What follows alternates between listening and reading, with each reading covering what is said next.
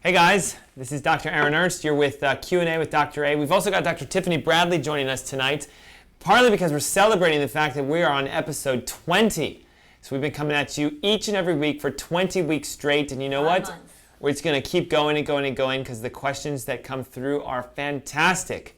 Don't forget, if you scroll down below this video, you can submit any question you have for us. I don't care if it's a health question, a health concern. It can even be like something that you go, I want to know more about what my doctor told me I need to do naturally. If you have a health question, we have your health answer. All we need to know is what it is. So use the submit a question button below, and then your question will be on the next episode. These come at you every week at 7 o'clock. So Thursday nights, just join us right here for each episode. And don't forget, we're also on WBT every Saturday at 3 p.m.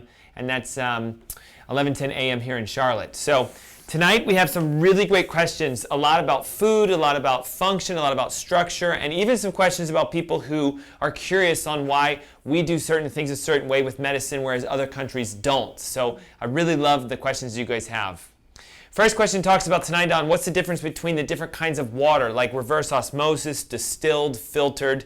And listen, while it's really important that we make sure we're cleaning the water in our house, the challenge with each of these is they have an advantage and a disadvantage. So for example, RO water is where we use a membrane using a concentration gradient, and we try to pull the water to an area of lower concentration by pushing it using a concentration gradient. In essence, it's a way to clean water from other contaminants through a membrane like a filter. And it's great, it works really well. You can have a very high volume pass through the filter, so it's easy, it's not that expensive, you get a large amount of water quickly that's clean. But the challenge is because it uses concentration gradients, the water that you get is completely devoid of most minerals. And so, of course, the challenge is we need minerals, we need salts, we need nutrients in our water, and if we suck all the minerals out, it becomes a big issue. Same thing with distilled water. Distilled water is great, but the problem with distilled water is that you use it as vapor. So you take, say, unfiltered tap water, you put it into like a pot, you boil it, you catch all the vapors, you let that distill back down using a chilling agent, and of course now you have a filtered water at the end. But what else comes up through the vapor? Yeah, so again, if you haven't filtered the water in advance and you have chlorine or fluorine or other volatile compounds, you're going to vaporize those and then you'll recondense them. So distilled is good, but it's also bad. And then lastly, of course, is if you just run your water through a standard filter, like a carbon filter or a sediment filter, that's good at the same token, but then the challenge is you haven't really altered or changed the state of the water. So if it came in acidic, it's going to clean it, go through a chlorine filter to remove it, and it comes out acidic. If it comes in alkaline, it'll clean it and remove it and go through alkaline. So we have to kind of talk about how do we combine all of these together. And that's why, especially in our office and at my house, and I know Dr. Tiffany, you've been drinking this water for a while, we recommend what's known as electrolyzed water that's been filtered in advance. So we have a system that has a sediment filter, a carbon filter, and then an electrolysis filter, which uses electricity to actually separate out sort of the positive and the negative charges on the water. So the acids are pulled to one side and dumped, the alkaline side is pulled and that's pushed into the water that you drink. So you can actually scale it, neutral, high alkaline, high acid, and in my opinion, best water on the planet because you're kind of doing reverse osmosis. You're doing a version of distilling by pulling the nutrients across, and of course you're cleaning it with a sediment and a carbon filter. Yeah. So, yeah. Excellent water.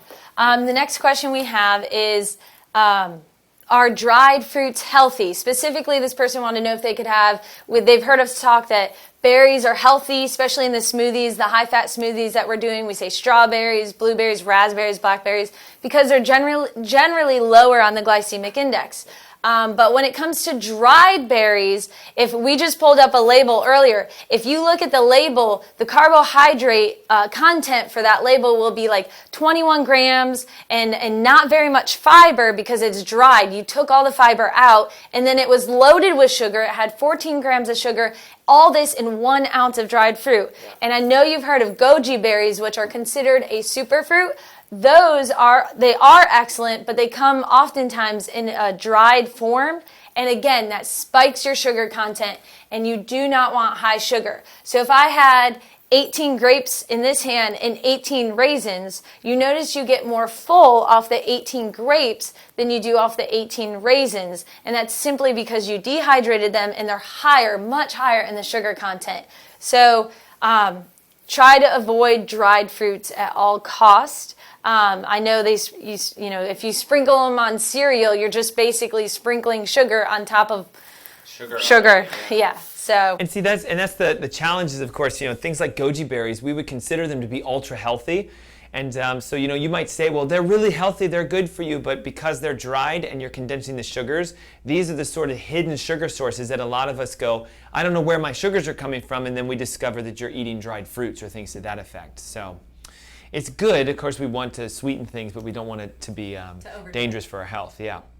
So the next question says, at the last event that I hosted, I said insurance companies don't pay for you to get well. What do I mean by that? And guys, this is a loaded question because no insurance company on this planet today has your best interest in their mind. And the reason I say that is it's a business, it's a company, and what they care about is profitability and keeping their expenses low. And the best way to keep their expenses low is to restrict your access to certain things. Now, as crazy as this sounds, most insurance companies have what's known as a review board. It's either a bunch of doctors or nurses or just medical professionals who decide if a therapy is something they will allow or not. And often what's allowed is just based upon a couple things. Is it medical necessity? And what that means is it a procedure that you would have to have because there's nothing else medically that can be done? So for example, if your kidney's failing, something that's medical necessary is to flush the kidney out. So dialysis is medically necessary for that patient. So the insurance company will say, well, we will pay for the services in that because it's necessary for this patient. But if that same patient says, you know what, I don't want to do dialysis, I want to look at regenerate the kidney, I want to look into some of the causes like possibly diabetes or having an imbalance in nutrients and minerals or being off in their salts, and go to a natural doctor who would prescribe a therapy that is not dialysis because that's not the medical necessity, the insurance company is going to say, we won't pay for that. And as crazy as it sounds, they end up paying for things that are often the downstream last resort. They'll pay for your surgery, they'll pay for your medications, but if you want to not have surgery or not take a medication, they're going to say that's not medical necessity. So the reason I say they don't get you well is because they will just simply manage your disease. Now, the second reason why they do that is it's big business. There's a lot of money in you being quasi-well and quasi-sick. So if I can trick you into thinking that you're well, by sort of teaching you the wrong version of what health is feeling good, health is your labs looking good. We have medications that can make you feel good. We have medications that can make your labs look good. So if you think you're well, but you're not, and you're taking medications, you're managing your sickness, they'll pay for that because you constantly have to get the prescription, you constantly have to do your co-pays, your deductibles. They actually make money off of you. So I say they don't get you well because Blue Cross doesn't pay for food. Aetna doesn't pay for gym memberships. United Healthcare doesn't cover things like chiropractic and Pilates and yoga and all the stuff that you need to get well. Hopefully that makes sense. That actually leads into our next question somewhat. Someone who lived in Europe, they're asking, they had like a sore throat or they had an ailment and their doctor prescribed them herbs and supplements. While they were in Europe. While they were in Europe. But here in the U.S., their doctors won't prescribe them herbs or supplements, but they'll prescribe them medications and drugs. And the difference is, first of all, the word prescribe just necessarily means in writing. So the doctor in writing recommended this. In the U.S., the U.S. has to, they're FDA regulated, which is not in Europe. And in the U.S., they're regulated to prescribe medications. They can recommend, in writing, they can recommend herbs and supplements, but because they were not synthetically altered, they have to prescribe in writing medications through pharmaceuticals. When it comes to recommendation, if you could grow it or find it in the store, they can only recommend that, say, verbally. And see, here's the thing. The European nation has regulatory committees for things like medications and vitamins and herbs and things to that effect, but they regulate them differently than we do. In the United States, if a medical doctor prescribes, say, vitamin C as a prescription, you can't do it because by regulation, foods and vitamins can't be prescribed. So you'll never get a prescription for a nutrient or a supplement, but it's a trick on the word because a prescription just means in writing. So for an MD, for example, if you come in with high blood pressure and an MD said, listen, hawthorn berry, CoQ10, garlic can help you to lower your blood pressure, and they physically wrote it down and gave it to you, they would be prescribing you those nutrients, and they're not legally allowed to do that.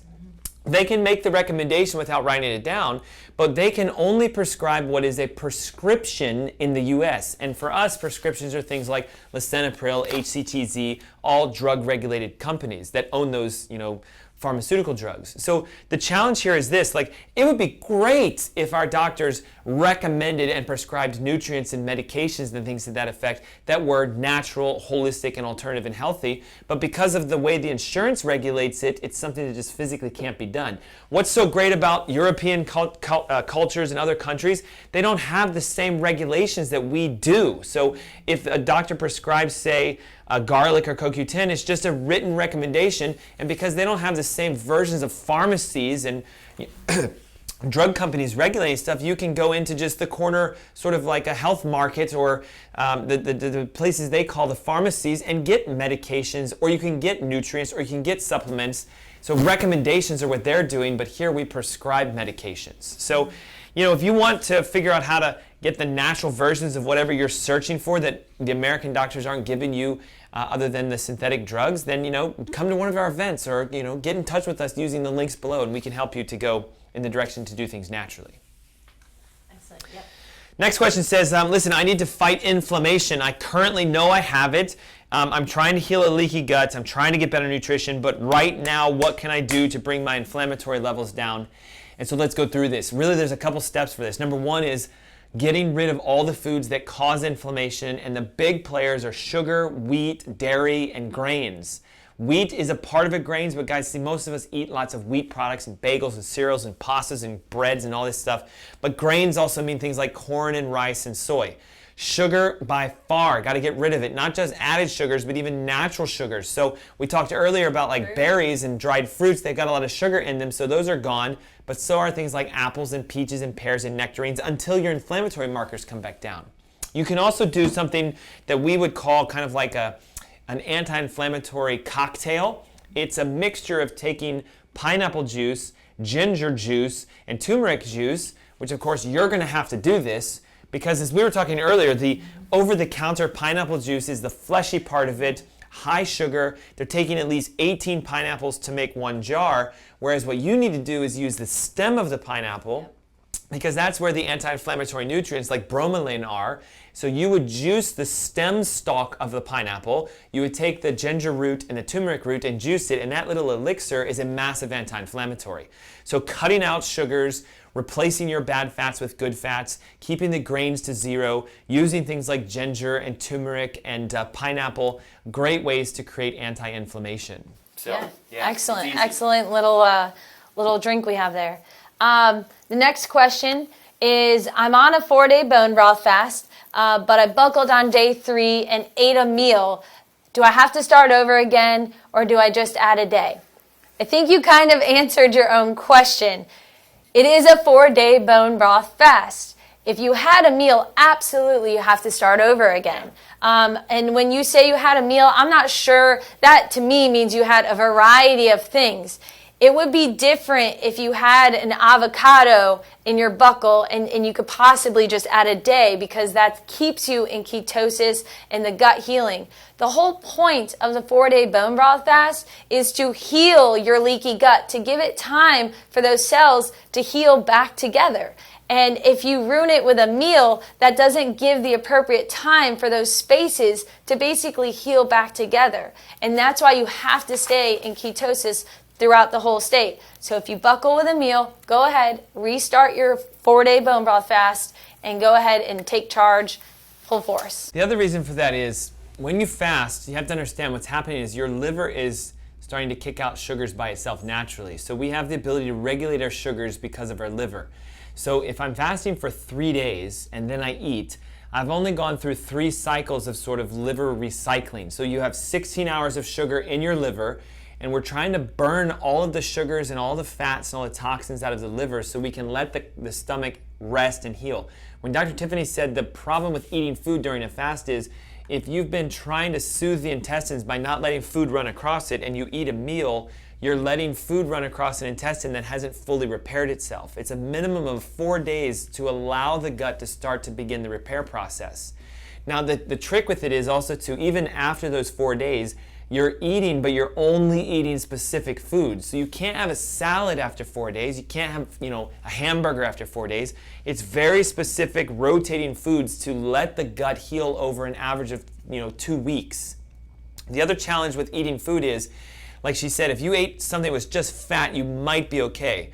But if you eat like a protein or you eat a carbohydrate or you eat anything to that effect, any state of ketosis you just got into just went right back to zero. And the best way to get into ketosis is to fast and to let the fats of the bone broth do the job with elevating the ketone bodies. So the only way I would say you could add another day is if on the third day after you ate, you checked your ketones and you're like at 1, 1.5, or 2, because then it meant that you didn't buckle as much as you thought you might have.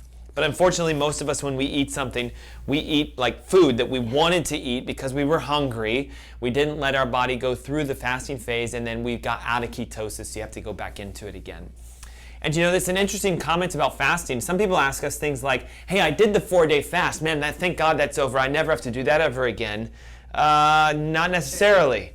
So fasting is something that is incredible for your health, okay? There was even a recent biochemist who won the Nobel Prize to state that when you fast, your immunity is supercharged 2, 3, 4, 500 times normal. And if you do 4 or 5 or 6 or 8 or 10 or even 30 days, you can start to actually eat diseased tissue in the body. Like if she had cancer and she fasted for a month, they've proven that the body will start to eat the cancer cells for several reasons. When you fast, your ketones go through the roof and they kill cancer cells. Number 2, the immune system doesn't have to spend all the time eating the foods that she's digesting because we don't have to put energy into digestion. So all the energy is diverted to repairing the body. And then lastly, of course, because cancer loves sugar, if you fast for 30 days and you're only drinking bone broth or water and lemon juice, you're bringing your sugars to near zero as far as the body because you're letting the ketones fuel you. So fasting is powerful. And guys, I do 4-day fasts, if not every quarter, at least multiple times on a monthly basis. I also do 4-day fasts by fasting 1 day a week, every week for a month, so that each month I'm doing 4 days of fasting. So don't just think you fasted once and you're done. The analogy that would be like, I went to the dentist 10 years ago, they cleaned my teeth once, I never have to go again to ever get them cleaned. No one thinks that way. But unfortunately, when we think of the hard stuff like fasting, we go, oh my God, I'm done with that. I never have to do that again. And remember, fasting also changes your psychologically. It changes your mentality on your view of fasting. And you have to remember that even within 24 hours of fasting, your body has already begun its repair process. Yeah. So it begins just within 24 hours, and it repairs your mind as well. Yep. People remember better. They're not as cloudy as they used to be. Fasting has so many benefits to your physical body. And we'll just end tonight's episode on this. I think fasting for some people is more of a mental challenge than it is a physical challenge. The idea, just think of this. If I asked you to go no food for 7 days, sometimes that first thought is like, seriously? Yeah. 7 days? Like, am I gonna make it? Okay, that's a thought process you have inside of your head. So we teach a lot of this idea that the way you think dictates your health. If you don't think you can do something, then you're gonna find out you can't do it. So the challenge is you don't know what the human body's capable of doing. We can go physically up to 40 days without food before we start falling apart in an unhealthy method. 40 days. So what is 7 compared to 40? It's like a drop of sand in an ocean. But if you think 7's hard, watch out, that's what you think. It's not actually hard for your body to do 7 days.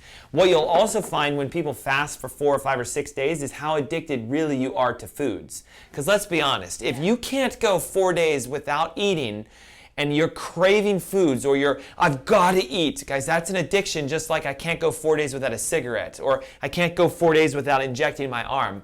It's a very, very dangerous warning sign if you can't go for 4 days without food, that you're addicted to food, and that's why we fast you, to break the addiction. So hopefully you guys found tonight informative. I know we love doing these, so don't forget to submit your questions each and every week. They're getting really good, guys, and I don't care what kind of question you think you may have. We'll answer it. We'll feed life into you. And what I love about it is this is being watched by, if not hundreds of people, but we're helping others to learn how to do this. So share this video with as many people as you know. There's a YouTube link under it that you can pass this around, and join us each and every week here at Thursdays, 7 o'clock for Q&A with Dr. A and Dr. T.